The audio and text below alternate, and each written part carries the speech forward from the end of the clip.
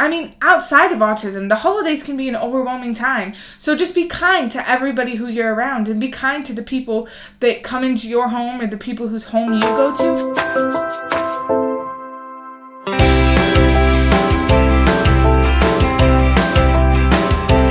Hi guys, welcome back to My Beautiful Autism. Today we are going to be talking about autism and the holidays. So around this time of year, it can be really stressful for a lot of people with autism, especially when you get to the people who are on the higher end of the spectrum. So more is expected of them by way of social graces and communication and stuff like that, because holidays in any capacity can be really overwhelming for anybody.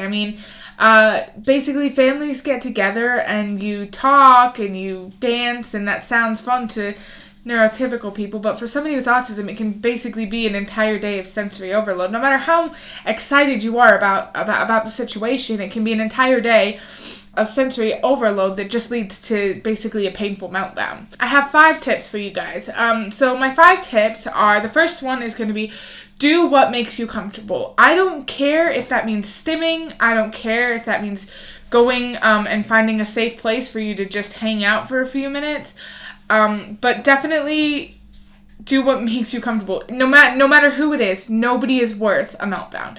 Nobody is worth getting yourself that upset. And if they don't want to understand you, at the end of the day, what's the worst that they're going to say?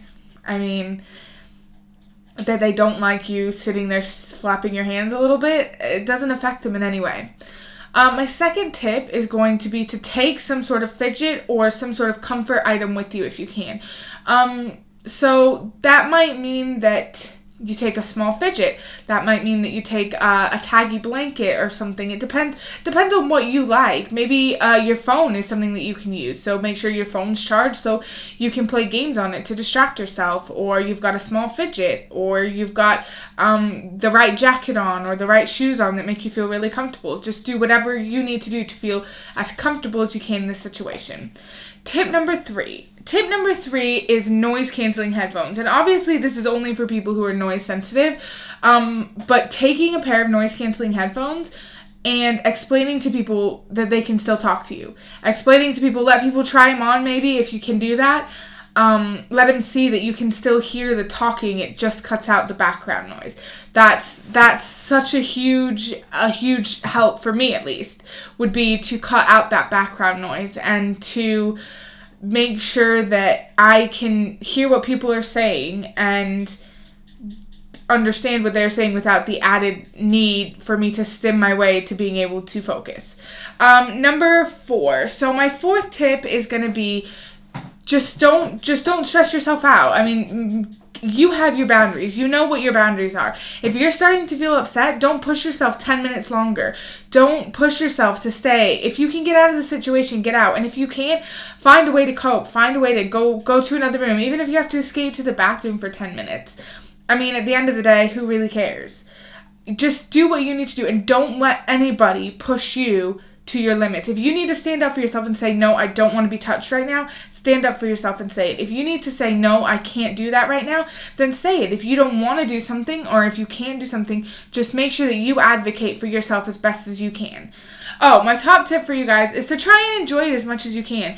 If you have a really understanding family, that's great. Maybe you can come up with a game that's more sensory related that can help you with some sensory integration to enjoy the activities that they're doing. And if they're not understanding, at the end of the day, it's a holiday. You have just as much right as they do to enjoy yourself. As long as you're not hurting anybody and you're not, scaring people like crazy, like sitting in the corner screaming at the top of your lungs just because you can, not because you're having a problem, then you don't need to adjust yourself to fit their neurotypical ideas of what you need to be. You need to be what you need to be, because at the end of the day, they're allowed to laugh and have fun and be who they want to be, and that is the same for you. That is exactly the same. You just need to make sure that you're comfortable and do exactly what you need to do.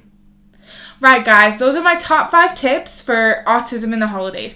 Thanks for watching. You guys, I hope that this holiday season is great for everybody. And if you're watching this and you don't have autism, I would like you to take away from this that it is hard for people with autism. The holidays are overwhelming. So even if you just make small adjustments or set up a safe space for people if you know somebody has autism, and this doesn't even have to go for people who just have autism.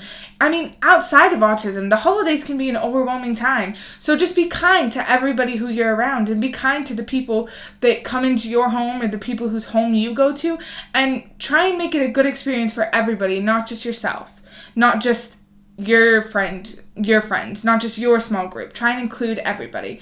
Right, guys, like this video, comment down below new video ideas, and hit subscribe. That way you'll be notified whenever I put out new videos. It's on Mondays and Thursdays. Anyway, guys, thanks for watching. Bye!